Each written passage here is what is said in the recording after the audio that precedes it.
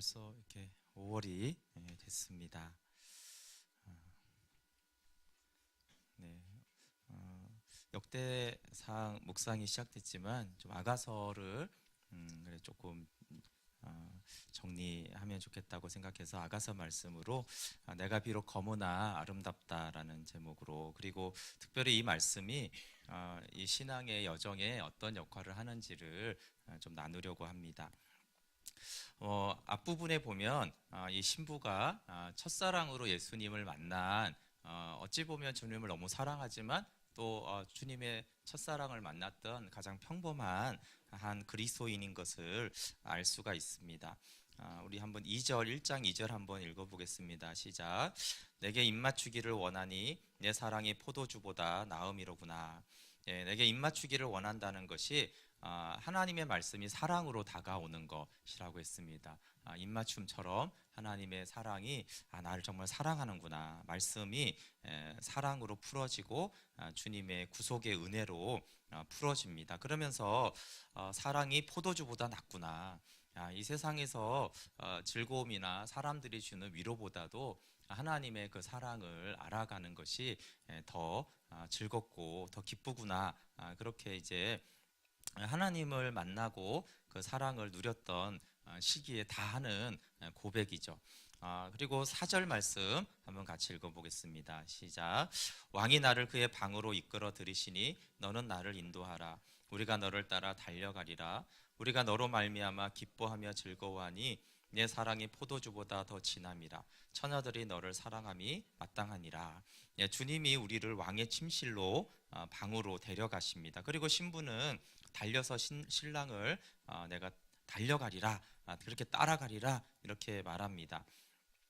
이 고백은 주님과의 첫사랑이나 어쨌든 주님이 이렇게 사랑을 부어주실 때의 고백이죠. 우리는 하나님과 인격적으로 만나고 정말 주님이 나와 함께 하시고 나를 찾아와 주시는 이 기쁨이 정말 세상의 포도주보다 나아서 나는 매일매일 주님을 달려가면서 주님과 함께 해야지.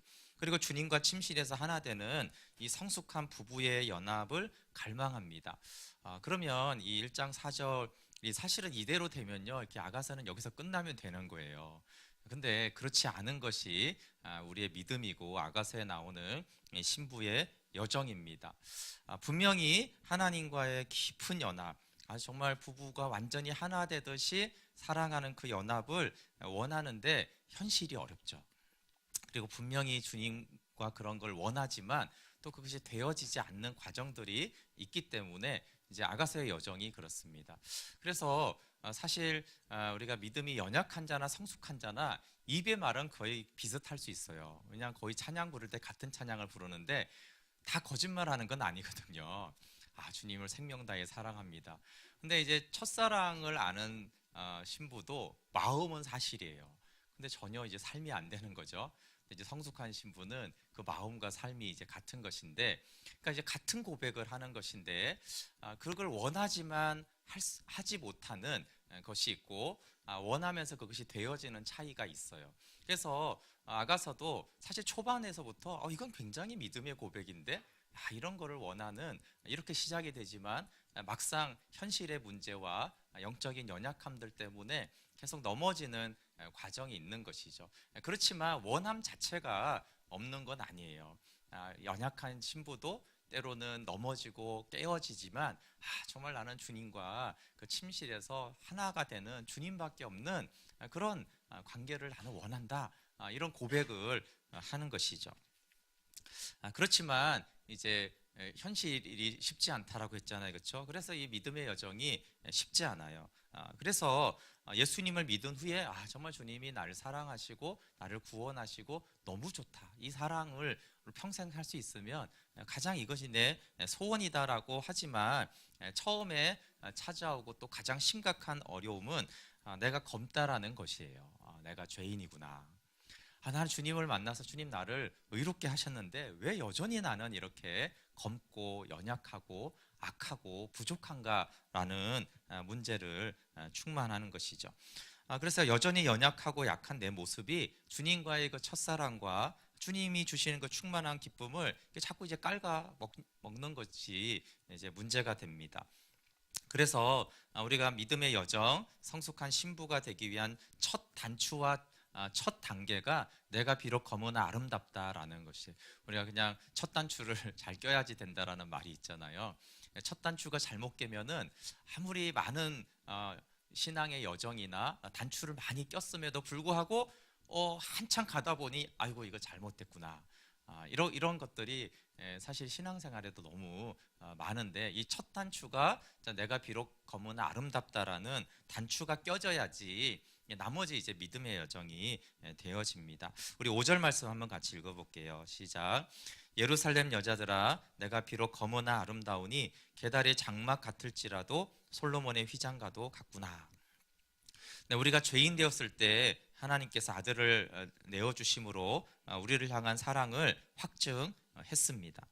하나님의 사랑이 우리의 비참함과 죄인됨을 덮고 정죄를 이긴 사랑입니다. 그것은 처음부터 우리가 죄인인 걸 알고도 우리를 사랑했어요. 근데 처음부터 연약한 걸 알고도 우리를 사랑하고 그 죄를 덮어준 사랑이에요. 근데 이 사랑을 사단은 끊임없이 떠나게 하거든요. 우리가 그것을 알매도 불구하고 우리가 이것을 자꾸 잊어먹어요. 그래서 처음부터 그걸 알고 사랑한 건데 우리는 낙심하고 좌절하고 또 하나님께도 물론 이제 죄송하고 회개는 해야 되지만 마치 하나님이 몰랐다가 난 너한테 실망했다 이렇게 생각하듯이 우리는 합니다. 처음부터 하나님이 그것을 아시고 우리를 사랑하신 것이죠.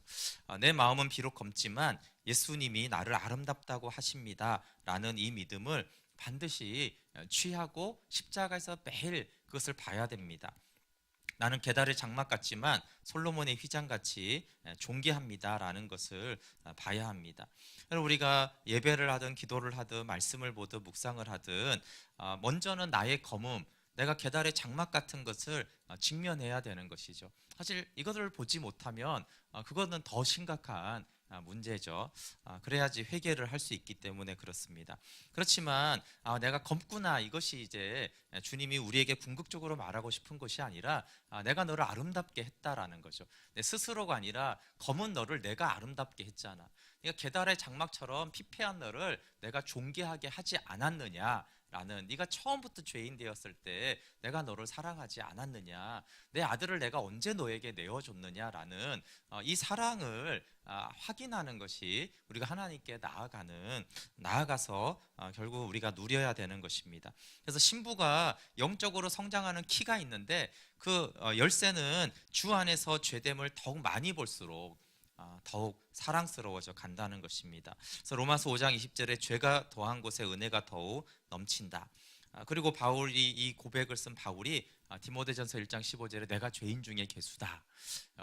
이게 말이 나는 죄 짓는다 그 말을 하는 게 아니잖아요, 그렇죠? 죄가 더한 곳에 은혜가 넘치는 것을 내가 알았는데 나는 죄인 중에 괴수예요. 그러면 또 상반되게 무슨 말이에요? 이 세상에서 나만큼 그 은혜를 아는 자는, 그 은혜를 받은 사람은 없다라는 뜻도 되잖아요, 그렇죠? 그래서 검다는 것이 은혜와 성장이 되면 신앙의 성숙은 100% 보장이 되죠. 왜냐하면 하나님이 그 사랑과 기쁨을 느낄 때 감사하니까 믿음이 성장하고, 내가 비록 검고 연약한데 그 사랑이 은혜가 되었으니 하나님을 더 알아가는 성장이 됩니다. 그래서 이 검으나 하나님이 아름답게 하셨다라는 것은 믿음의 여정에서 반석과 같습니다. 검다는 것이 보일수록 나를 신뢰하지 않고 점점 예수님을 신뢰하는 것이 이 믿음의 여정, 삶에는 너무나 많은 어려움이 있죠. 영적 전쟁이 있고 나의 연약함이 있고 세상에 문제가 있고 우리가 태어났을 때부터 있는 이 교만이라는 원래 원죄가 있고 상처가 있고, 그러니까 우리가 이 하나님의 은혜가 없이는 참 생각해 보세요. 우리가 태어날 때부터 죄가 있고 타락을 했는데 자라면서 또 얼마나 많은 죄와 상처와 부정성이 왜곡이 생겼어요, 그렇죠? 그러면 세상이라도 도와줘야 될 텐데 세상이나 사람들은 더 헷갈리게 하고 어렵게 하잖아요. 거기다가 사단이 실제한단 말이에요, 그렇죠? 순간순간 미혹하고 가룟 유다처럼 어떤 생각을 집어넣어주고 감정을 충동질하고, 아니 이런 여러 태어나서부터 현재까지 봤을 때 어떻게 우리가 항상 기뻐하고 범사에 감사하면서 살아갈 수가 있겠습니까? 그래서 근데 그 모든 것을 뚫고 가는 한 가지 키가 내가 비록 검지만 아름답습니다. 주님이 아름답게 하셨습니다라고 하는 것이에요. 신부가 맞이하는 첫 번째 영적 위기, 크게 이제 세 가지가 있는데, 물론 아가서에 여러 가지가 있지만 크게 보면 세 번의 영적 위기가 이제 신부에게 오는데, 그 첫 번째 위기가 6절에 나옵니다. 그럼 같이 6절에 읽어볼게요. 시작. 내가 일광에 쬐어서 그무스름할지라도 흘겨보지 말 것은 내 어미의 아들들이 나를 노하여 포도원 지기를 삼았습니다. 나의 포도원은 내가 지키지 못하였구나. 네, 여기 흘겨보지 말 것은 그랬어요. 누가 나를 흘겨본다는 거죠, 그렇죠? 예, 검은 나를, 개다리 장막 같은 나를 흘겨보는 거예요. 나의 실패한 모습, 나의 죄된 모습. 누가 나를 흘겨보겠습니까? 뭐 우리가 단적으로 남들이 나를 흘겨보겠죠. 그리고 사단이 나를 흘겨보죠. 그리고 나 스스로 나를 흘겨봐요. 근데 그렇게 이제 된 원인들이 나 스스로도 연약한데, 나 혼자 놔둬도 나는 힘든데, 나 혼자 놔둬도 나는 죄짓고 상처 입고 힘든데, 여기에 어미의 아들들이 있어요. 근데 그냥 남들이 아니고 어미의 아들들이니까 이제 오빠들인데, 사실 나를 좀 그럼 도와줘야 되는 거 아니겠어요, 그렇죠? 뭐 교회 식구든 영적인 리더든 가족이든 나를 좀 도와줘야 될 사람들인데, 오히려 그들이 나를 이렇게 포도원지기로 나한테 분노를 표출하는 것이죠. 특별히 영적으로 보면 이제 둔감한 리더들이나 본인의 연약함으로 이 율법적인 종교 신앙 체계로 들어가는 것을 말합니다. 열심히 일만 하게 하는 것이죠. 그래서 포도원을 뭐 지킨 것이 나쁜 건 아닙니다. 포도원지기 그 자체가 나쁜 것이 아니고, 여기 보면 분노해서 포도원지기를 삼아서 잘못된 포도원지기로 만들어서 나의 포도원을 내가 지키지 못하였구나. 이게 이제 가장 큰 문제예요. 내 포도원을 지키고 또 다른 포도원지기가 되었다라면 그것은 사실은 아름다운 것입니다. 근데 문제는 다른 걸 열심히 하느라고, 영적으로는 교회 봉사하고 일하고, 때로는 자녀들을 먹여 살려야 되고, 그런 열심히 남의 포도원은 지키다가 내 포도원을 지키지 못한 것이 이제 문제가 된 것이죠. 그래서 내 포도원을 지키지 못하는 것들과 내가 검다 개다리 장막 같은 것이에요. 그럼 우리의 마음의 포도원을 지키지 못하면 우리가 어떻게 돼요? 당연히 우리의 어둠으로 들어가게 되어지고, 그러면 이제 너는 네 포도원도 지키지 못한 자야, 이렇게 이제 흘겨보기 시작하는 거예요. 근데 이제 포도원을 실제로 지키지 못했기 때문에 우리가 이제 정죄를 당하는 것입니다. 이 신부의 문제는 다른 포도원은 지켰지만, 그러니까 게으른 신부는 아니에요. 다른 포도원은 지켰지만 정작 내 포도원, 하나님과 교제해야 되는 그 장소와 마음은 돌보지 못했어요. 그러니까 아까 4절에서 이 신부는 정말 예수님과 깊은 사랑을 원했어요. 근데 깊은 사랑은 고작하고 이 마음의 정원이 죄와 수치와 잡초로 그냥 가득 차 버린 것이죠. 이 신부가 위기를 탈출하는 것은 아까 말한 동일한 건데, 포도원을 지키지 못했다라는 것을 인정하는 거, 이 사실을 아는 거, 그게 검다라는 것이죠. 나는 비록 검습니다. 그런데 아름답다는 것을 여기서는 어떻게 표현해요? 흘겨보지 말라는 거예요. 흘겨보지 말아라. 포도원을 지키지 못한 건 사실이다. 근데 흘겨보지 말아라. 왜? 주님은 이런 나를 긍휼히 여기시고 여전히 인자하심으로 나를 보신다라는 거예요. 아름답다라는 표현을 흘겨보지 말라는 것으로 말하는 것입니다. 이것을 통해서 이제 뒤에 7절부터 보면 신부가 이 위기를 벗어나요. 내 포도원을 지키지 못한 것, 정죄감, 자책감, 죄책감, 남들이 나를 흘겨보는 이런 것들을, 왜냐하면 주님이 나를 아름답게 여전히 보시니까 이 위기를 벗어나는 것이 그 뒤로 쭉 나오는 내용입니다. 신부의 두 번째 위기가 있는데 아가서 2장에 나옵니다. 아가서 2장 10절 한번 읽어볼게요. 뒤에서요. 2장 10절 시작. 나의 사랑하는 자가 내게 말하여 이르기를 나의 사랑 내 어여쁜 자야 일어나서 함께 가자. 네, 이것은 이제 첫 번째는 정말 내가 연약해서 시작된 거예요. 나의 부족함 때문에 내 포도원을 지키지 못했으니까 그렇게 된 건데, 두 번째 위기는 내가 주님을 사랑하기 때문에 이제 일어나는 것이에요. 그렇게 주님, 우리가 막 은혜를 받으면 좀 사실 지나친 기도를 하잖아요. 감당하지 못할 기도를 막 하니까 주님 그러냐? 그럼 나와 함께 가자. 일어나 함께 가자 이렇게 말하는 것이죠. 그런데 이제 또 우리가 막상 주님이 부르시면 우리는 막 불순종해요. 그런 걸 말한 건 아닌데 모든 걸 드리겠다고 했지만 그렇다고 막상 모든 걸 드리라고 하시면 안 되죠, 주님. 예. 5월달 주님만 사랑하고 살게요. 그런데 막상 그러면 안 되죠. 이렇게 이제 막상 이제 주님이 초대하시면 왜냐하면 항상 이제 은혜 안에는 사실 어려움이 있잖아요. 대가 지불이 필요하고 포기해야 될 것들이 있으니까 힘든 것이죠. 네, 그럴 때 주님이 이 불순종을 경고하기 위해서 신부를 떠납니다. 우리 3장 1절 2절 한번 읽어볼게요. 3장 1절 2절 시작. 내가 밤에 침상에서 마음으로 사랑하는 자를 찾았노라. 찾아도 찾아내지 못하였노라. 이에 내가 일어나서 성 안을 돌아다니며 마음에 사랑하는 자를 거리에서나 큰 길에서나 찾으리라 하고 찾으나 만나지 못하였노라. 네, 두 번째 위기는 첫 번째는 정말 검고 악하고 완악한 나를 주님이 찾아오셔서 사랑하고 아름답게 하신 것인데 이 두 번째 위기는 반대예요. 이제 물론 발생 원인은 나의 불순종으로 시작이 됐지만 그 이후에는 이제 내가 찾아도 찾지 못하는 문제가 생긴 것이에요. 전에는 나 같은 죄인을 주님이 먼저 은혜로 찾아와 주셨는데 그런 주님이 기억에 있잖아요. 그런데 아니 어떻게 찾아도 찾지 못하지? 내가 도망갈 때도 주님이 나를 찾아왔었는데 이제는 이제 찾아도 주님을 찾지 못해. 여기 보면 침상에서 주님을 찾아도 찾지 못하고 길거리에서 성 안에서 찾아다녀도 찾지를 못해요. 그러니까 모든 수단 방법을 다 해보는데 주님을 찾을 수가 없는 것이에요. 그런데 결국은 이제 주님을 만나게 되거든요. 근데 그럼 한번 생각해 보세요. 찾아도 찾지 못하는 하나님을 어떻게 끝까지 찾을 수 있을까요? 사실 우리가 끝까지 주님만 찾는다면 하나님은 반드시 만나주세요. 근데 뭐가 어렵습니까? 찾아도 주님이 안 만나줄 때 우리는 찾을 힘이 없어져요. 이게 뭐 1시간, 2시간을 말하는 게 아니에요. 이게 하루가 될 수 있지만 10년이 될 수도 있어요. 5년이 될 수도 있는 것이고. 근데 인간이 저희가 월상 예배지만 한 달이 엄청 깁니다. 바쁘게 사는 한 달은 빠르지만 내 영혼이 메마르고 공고할 때 하루하루가 너무너무 길어요. 어떻게 그럼에도 불구하고 계속 주님을 찾을 수 있겠어요?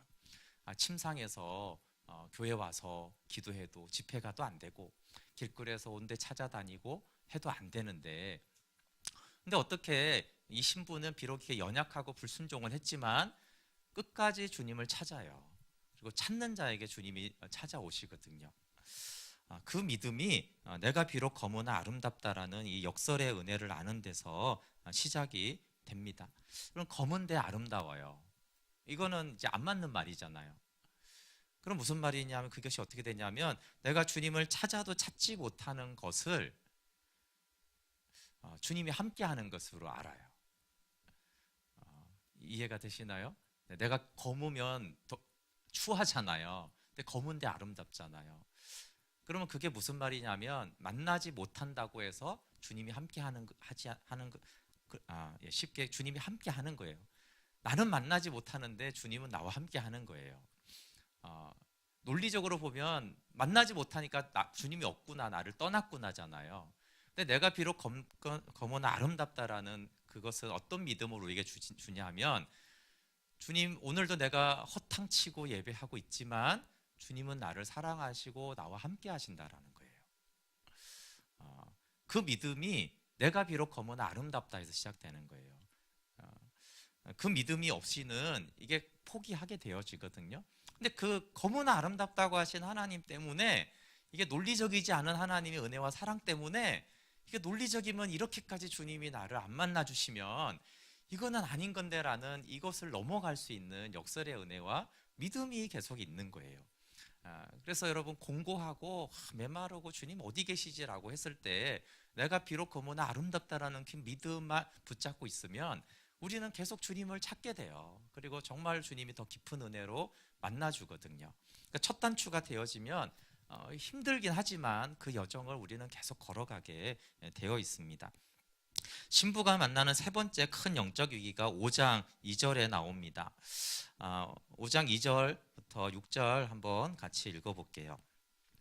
5장 2절부터 6절입니다. 같이 시작. 내가 잘지라도 마음은 깨었는데 나의 사랑하는 자의 소리가 들리는구나. 문을 두드려 이르기를 나의 누이 나의 사랑 나의 비둘기 나의 완전한 자야 문을 열어다오. 내 머리에는 이슬이 내 머리털에는 밤이슬이 가득하였다 하는구나. 내가 옷을 벗었으니 어찌 다시 입겠으며 내가 발을 씻었으니 어찌 다시 더럽히랴마는. 내 사랑하는 자가 문틈으로 손을 들이밀매 내 마음이 움직여서 일어나 내 사랑하는 자를 위하여 문을 열 때 모략이 내 손에서 모략의 즙이 내 손가락에서 문빗장에 떨어지는구나. 내가 내 사랑하는 자를 위하여 문을 열었으나 그는 벌써 물러갔네. 그가 말할 때 내 혼이 나갔구나. 내가 그를 찾아도 못 만나고 불러도 응답이 없었노라. 네, 이게 겟세마네의 부르심이라고 했습니다. 가장 큰 영적인 위기입니다. 근데 사실 이렇게 겟세마네의 초대는 하나님이 우리를 그만큼 신뢰한다라는 의미도 되어집니다. 예수님에 대한 계시가 좀 당황스러운 거예요. 늘 사랑하고 검은 나를 사랑하고 산을 정복하고 거친 들에서 올라오는 부활하신 주님이신데 어느 날 주님은 이렇게 겟세마네의 연약한 주님으로 찾아오세요. 연약하신 건 아니죠. 근데 마치 연약한 주님처럼, 왜냐하면 겟세마네에서 주님은 혹시 내가 제자들에게 그랬잖아요. 내가 심히 고민하여 슬퍼 죽게 되었다. 아니, 주님은 언제나 그렇죠. 막 풍랑이 일면 어떡해요. 이 믿음이 없는 자들아 왜 두려워하느냐 이랬던 분이잖아요. 언제나 당당하고 뭐 귀신은 있으면 쫓아내고 병든 자는 살려내고 뭐 험난한 파도가 일면은 꾸짖어서 잠잠케 하시는 나사로를 죽음에서 무덤에서 살리는 그런 분이었잖아요. 근데 늘 그랬던 그분이 제자들에게 야, 내가 심히 고민해서 심히 죽게 되었다. 너희 나를 위해서 좀 기도 좀 해달라. 어, 근데 사실은 그것이 이제 약해지신 것이 아니라 약하게 보이는 주님이시죠. 그게 의외스러운 거예요. 이게 당황스럽죠. 사실 제자들이 굉장히 당황스러웠을 것 같아요. 피곤도 했지만 왜 주님이 왜 이러시지? 근데 사실은 깊은 연합으로 들어가기 위해서 그 겟세마네 주님으로 우리를 다가오시죠. 여기는 불순종해서 그런 것이 아니에요. 여전히 내 사랑하는 자라고 고백하고 뭐 서로가 사랑을 고백하고 있는데 주님은 그런 연약한 모습으로 오시더니 또 떠나시는 것이에요. 6절을 보면 내가 문을 열었는데 벌써 물러갔네. 아니 문을 두드렸으니까 그래서 안 연 게 아니라 열었는데 물러가는 건 또 뭐예요? 그러니까 이게 다 되게 당황스러운 어떤 것이에요. 평소에 알던 그리고 일반적으로 우리가 아는 주님의 어떤 게 아니에요. 당연히 우리가 알잖아요. 문을 열면 내가 너에게 들어가 너와 더불어 먹고 우리가 그런 말씀을 잘 알고 그런 것들이 훨씬 많은 보편적이잖아요. 그렇죠? 그런데 아니 문을 두드리셔 놓고는 문을 열었는데 왜 물러가시는 거예요? 그러니까 이런 겟세마네에서는 좀 이런 좀 혼돈들이 일어나요. 근데 성경에 분명히 있는데 그게 다수는 아니기 때문에 보편적이지는 않기 때문에 예를 들어서 욥의 시험이 보편적이지는 않잖아요, 그렇죠? 대다수의 크리스찬이 욥처럼 고난당하면 어떻게 살아요? 그렇지만 그런 하나님의 부르심과 은혜가 아주 성숙한 신부와 연합으로 가기 위해서는 그런 단계가 있는 것인데 그러니까 이제 신부가 되게 당황스럽고 힘든 거죠. 그래서 그가 물러갔어요. 그래서 6절 중에 내 혼이 나갔구나 이 말씀이 있어요. 내 혼이 나갔다. 그러니까 다른 번역에 보면 넋을 잃었다. 우리가 넋을 잃었다 그런 데 알잖아요. 이게 이 영적인 상황이 너무 당황스러워서 이제 넋이 나가는 어려움이 있는 것이죠. 이것을 이제 영혼의 어두운 밤이라고 십자가 요한은 말을 했습니다. 분명히 주님을 죽도록 사랑하는데 죽도록 만나지 못하는 거예요. 여기 손과 손가락의 모략의 즙이라는 것은 그 십자가의 사랑이 신부의 손에 뚝뚝 떨어지고 있는데 주님을 만날 수가 없어요. 이럴 수가 없는 거죠. 사랑이 내 손에 있는데 주님을 만나지 못하는, 그러니까 모든 상황이 신부에게 당황스러운 상황이에요. 그러나 이 비참함과 메마름이 다가오는 이 시기에 사실은 1장 7절에 6절 7절에 내가 비록 검으나 아름답다라는 것을 진짜 보는 시기인 것이에요. 1장에서 내가 검다라는 고백하고 이 5장에서 주님이 떠났을 때 나의 비참함은요 깊이가 달라요. 그래서 우리가 예수님 믿는 사람들이 다 죄인입니다라고 말하지만 사실 각자가 그 깊이와 정도가 다르잖아요. 그걸 이제 사도 바울은 내가 죄인 중에 괴수다라고 한 것이죠. 고백의 의미가 달라요. 그래서 사실은 내가 비록 검으나 아름답다라는 이 고백이 이제 5장에서 내가 얼마나 검은지와 그런 나를 얼마나 아름답다고 하셨는지 차이예요. 그러니까 신앙의 여정이 사실은 굉장히 당황스러운 이 영적인 현실이지만 그러나 원래 1장에서 고백했던 것과 똑같은 가르침을 얻는 거예요.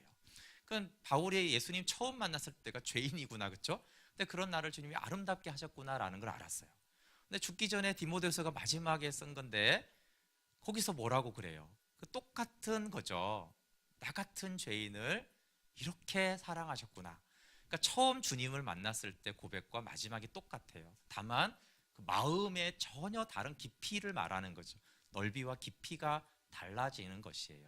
그래서 여기서 주님이 떠나가고 넋이 나가고 그러면 너무나 내가 비참하고 주님 없이 내가 살 수 없는 그런 그런 시기를 지나면서 아름다움을 아는 것이에요. 감정과 느낌이 아니라 지금까지 아름답다 하신 그 사랑을 믿음으로 압니다. 그래서 5장에서는 떠난 주님을 여전히 사랑한다라고 말하고 여전히 그분을 아름답다고 자랑을 하고 찬양을 하고 있어요.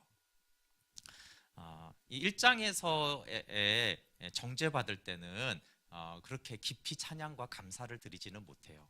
그래도 주님이 날 사랑하시지, 이런 믿음에서 이제 5장에서는 주님이 이렇게 떠나신 상태에서 하나님을 자랑하고 복음을 전하고 그분의 아름다움을 노래하고 그런 성숙한 단계로 갑니다. 이 모든 단계를 다 승리한 신부가 이제 8장 5절에서 그의 사랑하는 자를 의지하고 거친 들에서 올라오는 여자가 누구인가 이렇게 하면서 6절 7절 너무 유명하죠. 많은 물도 이 사랑을 끄지 못하고 홍수라도 삼키지 못하고 사람이 그의 온 가산을 다 주고 사랑을 바꾸려 할지라도 오히려 멸시를 당하리라. 이 놀라운 이 완전한 연합의 단계에서 시작이 어디서 되냐면요, 내가 비록 검으나 아름답다예요. 이 역설의 은혜를 우리가 알면은 연약하지만 우리 믿음이 자라갑니다. 역설의 은혜가 꼭 뭐 정죄감만 있는 건 아니잖아요. 환경이 계속 어려워져요. 그러면 이 논리는 내가 계속 환경이 어려워지고 이렇게 안 풀어지니까 하나님이 나를 미워하시나? 이렇게 생각을 하잖아요, 그렇죠? 근데 검은 아름다우니까 뭐예요? 이런 나를 하나님이 연단시키셔서 더 온전케 하기 위한 시각이 계속 바뀌는 것이에요. 그래서 내가 비록 검은 아름답다라는 이 고백이 사실은 이제 이 신부를 8장까지 데리고 가는 것입니다. 네, 그래서 십자가의 그 구속의 은총이 믿음이 그리스도의 장성한 분량까지 우리를 데려갑니다. 그래서 우리가 매일 십자가 그리고 보혈을 강조하는 이유는 매일 십자가 보혈만 생각하라는 게 아닙니다. 히브리서도 그건 도의 초보라고 그랬어요. 그렇지만 이 도의 초보가 분명해야지 완전한 데까지 나아가게 하는 하나님의 은혜가 있습니다. 그래서 우리의 믿음의 단계도 다 다르고 무엇 때문에 어려워하는 것도 우리는 다 다릅니다. 그럼에도 불구하고 공통점이 있는데 그것은 하나님을 이렇게 사랑하는 자는 주님이 너는 비록 검지만 내가 너를 아름답게 했다라는 것은 동일합니다. 회개의 깊이도 다르고 환경도 다르고 시험의 종류도 다르지만 내가 검지만 주님이 나를 아름답게 하셨구나, 이 한 가지 믿음을 분명히 하면 좋겠습니다. 네, 그래서 매일매일 우리가 해야 될 것이 있는데 주님, 내가 비록 검으나 아름답다라는 것 모든 것을 잃어버려도 이 믿음 하나만은 주님 굳건히 붙잡게 하여 주시옵소서. 우리가 매일 하나님을 생각할 때 항상 이 두 가지입니다. 하나는 나의 검음, 하나는 그런 나를 아름답게 하신 하나님.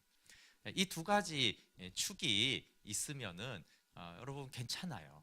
내가 영적으로 요즘 왜 이렇게 어렵지? 여기 신부도 있지만 뭐 기쁠 때도 있고 어디 계십니까 할 때도 있고 그런 근데 괜찮아요. 왜냐하면 물론 나는 어렵죠. 그렇지만 근본적으로 주님이 나를 붙들어 가시는 그 은혜 아래에 있다라는 것입니다. 주님 나는 검은데 내 주님 때문에 나는 아름답습니다. 주님은 나를 아름답게 하시고 사랑으로 보십니다라는 이 믿음이 있으면 사실은 큰 틀에서는 문제가 없는 거예요.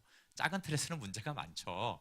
이런저런 어려움, 시험, 나 왜 주님 안 만나주나, 왜 기도해도 요즘 기쁨이 없나, 뭐 이런 불평이 있나 이렇게 하지만 큰 틀에서는 주님 믿음의 여정을 잘 가고 있는 것입니다. 네, 기도하고 축도하고 이 말씀으로 한 달 동안 뭐 평생 해야 되지만 계속 매일매일 묵상하는 말씀이 되면 좋겠습니다. 자, 기도하겠습니다. 네, 하나님, 내가 비록 검으나 아름답습니다. 계달의 장막 같을지라도 솔로몬의 휘장과 같습니다. 전적인 하나님의 은혜를 봅니다. 왜 아름다운지, 왜 존귀한지 이해가 되지 않습니다. 다만 창조주 하나님, 전지전능하신 그 하나님께서 나 같은 죄인을 위해 죽으시고 피 흘리시고 사랑하셨으니 넉넉히 아름답게 하고도 남습니다. 주님, 늘 우리가 얼마나 검은 존재인지를 보게 하여 주시옵소서. 하나님, 내 스스로 이 검은 피부를 하얗게 할 수 없다는 것도 인정하게 하여 주시옵소서. 그러나 그런 나를 깨끗하게 하시고 존귀하게 하시고 하나님 아름다운 신부의 옷을 입히시며 영광과 존귀로 관을 씌워주신 이 은혜를 하나님 어떤 상황에서도 잊지 않게 하여 주시옵소서. 누가 나를 흘겨볼지라도, 내가 나를 흘겨보며 실망할지라도, 모든 사람이 흘겨보며 정죄하며 네가 아니라고 할지라도, 때로는 주님조차도 나를 떠나서 도대체 주님이 어디 계신지를 내가 알지 못하는 답답함과 메마름 속에서도 여전히 나를 아름답게 하신, 여전히 나를 아름답다고 하시는 그 사랑 안에서 매일매일 이 믿음의 첫 단추에서 주님 하루하루 주님을 알아가도록 인도하여 주시옵소서. 이제는 우리 주 예수 그리스도의 은혜와 우리를 사랑하시되 끝까지 아름답게 사랑하시는 하늘아버지의 무한한 사랑과 이 은혜를, 이 사랑을 친히 가르쳐 주시고 모든 진리로 인도하시는 성령님의 교제 교통하심이 이 자리에 있는 모든 사람들을 위해 또 이 복음 충신교회 위해 한국교회 위해 지금부터 영원토록 함께하기를 간절히 축원하옵나이다. 아멘.